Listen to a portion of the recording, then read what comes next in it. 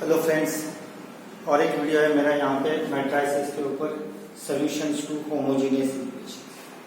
ठीक है, देखो होमोजेनियस इक्वेशन क्या होते हैं। होमोजेनियस इक्वेशन मतलब ऐसे इक्वेशंस जिसका राइट हैंड साइड जीरो होता है।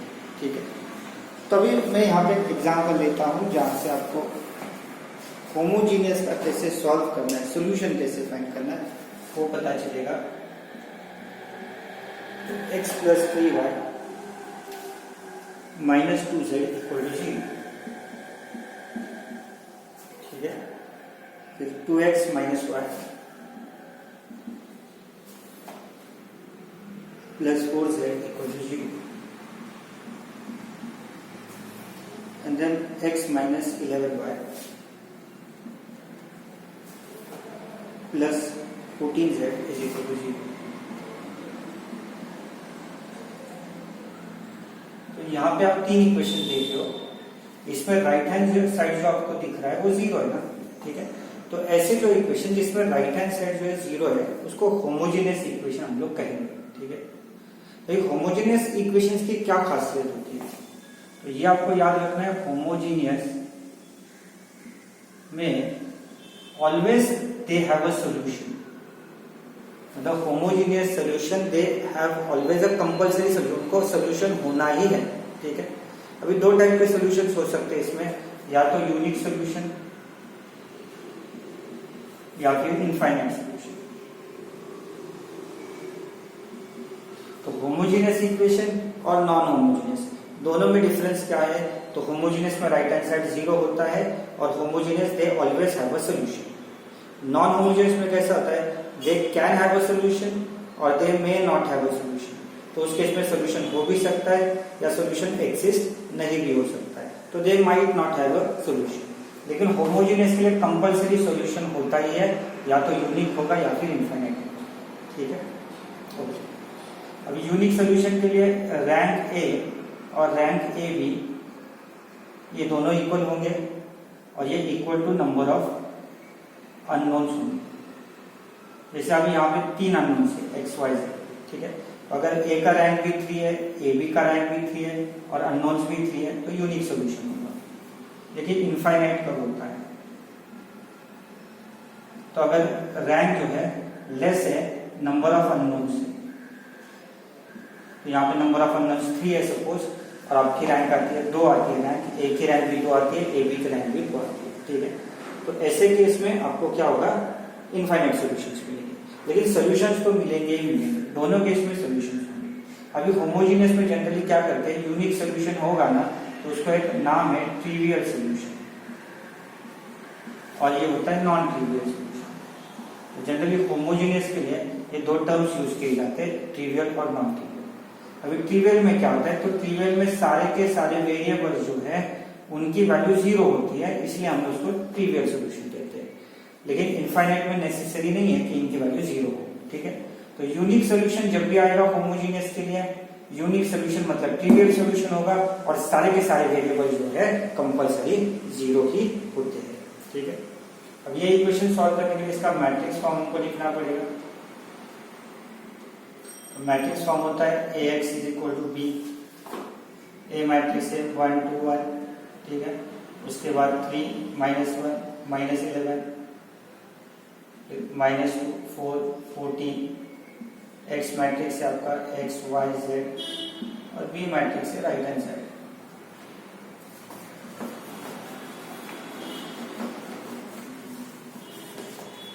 तो अभी इसमें जो है ऑगमेंटेड मैट्रिक्स हम लोग कंसीडर करेंगे 1 2 1 3 -1 -11 और 0 0। ठीक है, इसको हम लोग सॉल्व करते जाएंगे आगे। हम लोग करेंगे R2 माइनस 2R1। ठीक है, R2 minus 2R1, R3 minus R1। तो देखो ये ट्रांसफॉर्मेशन करेगा तो रो 1 तो आपका ऐसे ही जाएगा, यहाँ पे 0 बन जाएगा, ये -7 बन जाता है, ये 8 बन जाता है और ये 0 आएगा। ये माइनस करने का 0 आ जाएगा, ये माइनस करने के बाद -14 हो जाता है और ये माइनस करने के बाद 16 हो जाएगा। ठीक है, अभी थर्ड वाला जो रो है, थर्ड वाले रो को हम लोग 2 से डिवाइड कर सकते हैं। इस केस में आपको 0, -7, 8 और 0 है।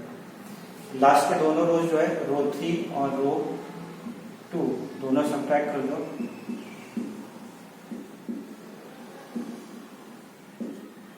0, 0, 0। ठीक है, अभी यहाँ तक आने के बाद हम लोग रैंक निकालेंगे। रैंक ए का निकालेंगे, फिर रैंक ए बी का निकालेंगे। और जो ए मतलब ये पहले 3 जो कॉलम्स है ये ए मैट्रिक्स बनाते हैं। तो आपको ये कॉलम दिख रहा है, पहला वाला, दूसरा वाला और तीसरा वाला, ये मिलके आपका ए बनता है। तो मैं क्या करता हूँ, ए का रैंक मुझे निकालना है।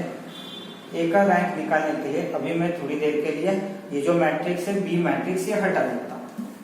ठीक है, और मैं इसका रैंक निकालने की कोशिश करता हूँ। इसमें नॉन जीरो रोज कितने हैं देखो, फर्स्ट वाला नॉन जीरो रो है, सेकेंड वाला भी नॉन जीरो रो है, तीसरा वाला जो है वो जीरो रो है। ठीक है, तो जितने भी नॉन जीरो रो होते हैं वो उसका रैंक होता है। अभी मुझे ए बी का भी रैंक निकालना है।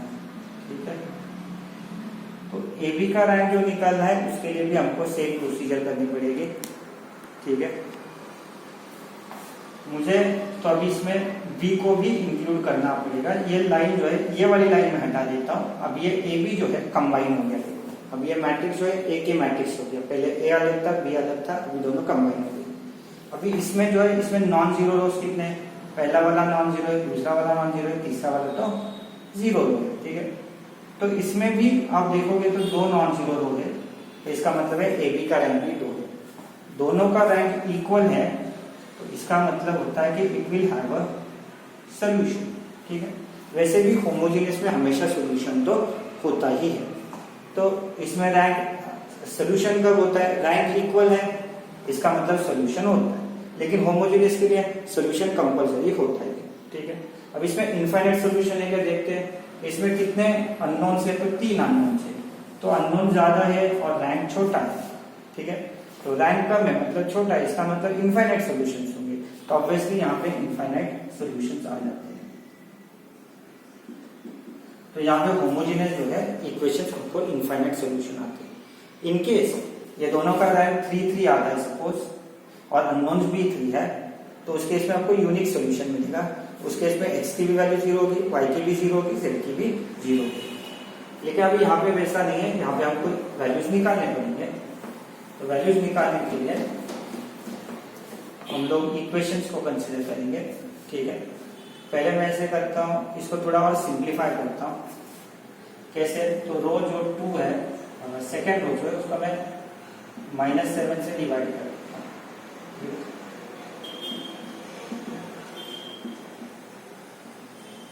-7 से डिवाइड कर दो 1 मिलेगा, -7 से डिवाइड कर दो ये आएगा 0, 0, 0, 0। ठीक है, अभी कैसा होता है कि हमको इनफाइनाइट सॉल्यूशंस निकालने के लिए किसी एक वेरिएबल को टी पुट करना पड़ता है। तो वो करने के लिए मैं लीडिंग वंस फाइंड करता हूँ। इस पहले वाले रो में जो पहला वन आएगा वो लीडिंग वन होगा, इस रो में जो सेकेंड रो में जो पहला वन है वो लीडिंग वन है, इसमें तो कोई लीडिंग वन नहीं है। अब हम लोग कॉलम वाइज आएंगे, पहले हम लोग रो वाइज देखते हैं। अभी कॉलम वाइज में इस कॉलम में सर्कल वाला वन है, इस कॉलम में भी सर्कल किया हुआ वन है, इसमें कोई भी सर्कल किया हुआ वन नहीं है। इसका मतलब ये जो तीसरा कॉलम है इसमें कोई लीडिंग वन नहीं है। तो जिस कॉलम में लीडिंग वन नहीं होता है वो होता है आपका फ्री वेरिएबल। तो मुझे फ्री वेरिएबल मिल गया। कौन सा फ्री वेरिएबल है, तो z जो है वो फ्री वेरिएबल है, तो इसको हम लोग पुट करेंगे t करके। ठीक है, तो फ्री वेरिएबल को t पुट किया जाता है। अब ये जो है इक्वेशन हम लोग लिखेंगे, x का टर्म तो 0 है, y का टर्म 1 है, z का टर्म जो है, ठीक है, इसमें z की वैल्यू पुट करनी है t। ये 0 है, ये नहीं लिखा तो ये चलेगा, z की जगह t लिखना है और y की वैल्यू देते हैं 8/7t।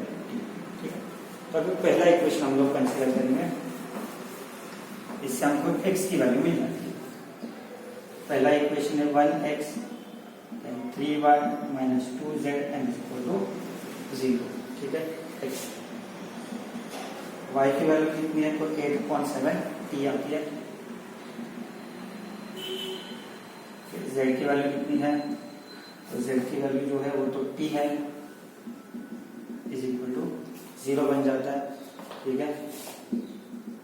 3 8 जा 24, क्रॉस मल्टीप्लाई कर देते हैं 14t, तो ये बनता है आपका 10t, तो x की वैल्यू आएगी -10t अपॉन 7, तो एक्स वाई जेड की वैल्यू बन जाती है आपकी, सोल्यूशन आपको मिल जाता है। x की वैल्यू -10 अपॉन 7,